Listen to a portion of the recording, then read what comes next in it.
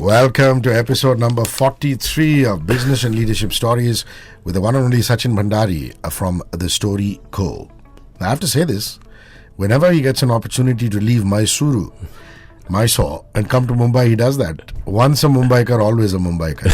The smell of the city lures you, doesn't it? I mean, I know enough said about the peace of Mysore, the beauty of Mysore, but the smell of Mumbai city. That's okay, fine. I don't think I count the smell one of the reasons why I come back to Bombay. Smell is probably the last reason why I'll come back to Bombay, Hrishi. But good to be back in your studio. Early morning. Took a local from Navi Mumbai, from Nerul, to get here today. So it was like the old days when I was in college. Fantastic. Sachin does something very simple. He tells us a story and then he gives us a marketing and communication tip which is based on that particular story. Now today it's shy of sharing your stories. I'll tell you about myself. I'm a low profile man caught in a high profile business. More often than not I like to be on my own. I'm spending a lot of time on my own. The only people I speak to is my family. Otherwise, people say you should have more meetings, you should have talk, you should have more Gyan sessions. I always have a problem with those, but I'm improving. Okay. The only time when I'm extroverted is when I'm on the mic. Got it. Because you see a different side of me. But otherwise, I'm basically an introvert. Yeah. And that happens with all introverts, is opening the floodgates of telling honest stories. And if you face that enough in your life. Yes. But Hrishi, tell me, when you talk to your wife, you don't use the mic, right? Because I've never seen you without a mic. Yeah, so that's right. I think a lot of introverts, and especially not just introverts, even people who are fundamentally good people don't want to boast about themselves or keep talking about themselves. Because you're brought up with an ethos saying you shouldn't talk about yourself. Other people should talk about you. That is true. In certain cultures, at least, in my upbringing in the South, I belong to the Tambram community. You're always told, just stay away from that. Right. Don't brag. Right. Don't brag. Right. But not all of it is bragging. Sometimes you're just telling your own story. 100%. Yeah. Actually, I realized only today that you're a Tambram. Till now, I've been assuming that you're a Malayali. But anyway, that's for another day. We'll talk about that. So, the thing is that I'll share an anecdote. Actually, I work with this gentleman. We'll call him Terence. He's a client of mine. For confidentiality purposes, I'll leave his actual name out. So, Terence worked with me on a program called Ace LinkedIn with Stories, which is where I help people narrate stories and share valuable content on LinkedIn through a coaching program.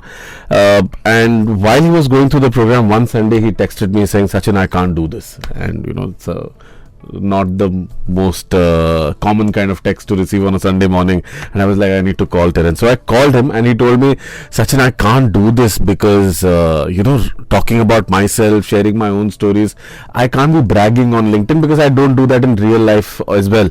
So it took me about 30 minutes for me to convince him that he should go ahead and do this. And a couple of weeks later, he wrote a very interesting post about how despite being a recruiter, he actually asked a candidate to refuse a job offer because he believed that the offer that was made to her was not the right one, and just because she was a woman, she was being offered less than what a male candidate would be.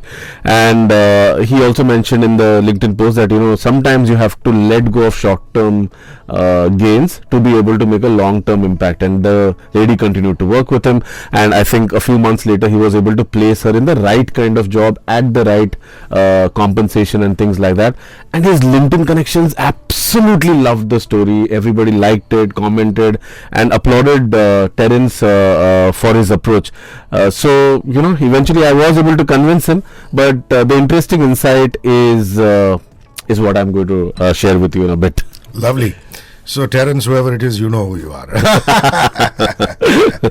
So he gets more comfortable with sharing the story. But what is the communication or marketing tip that we can pick up from this story? So interestingly, what happens is that most of us, when we are sharing our stories, we think that we are going to brag or we are bragging, right? The important question to ask yourself when you feel that way, that if I share my story, I'm going to come across as I'm bragging, and I don't want to do that because I'm not that kind of person, is that flip the coin. Okay, so you start thinking about the audience first. Forget who you are, what you do, that you want to talk about yourself or promote your work. Think about the audience. Now ask yourself a question, that from my life experiences, is there an interesting insight or some kind of value that I can provide to others?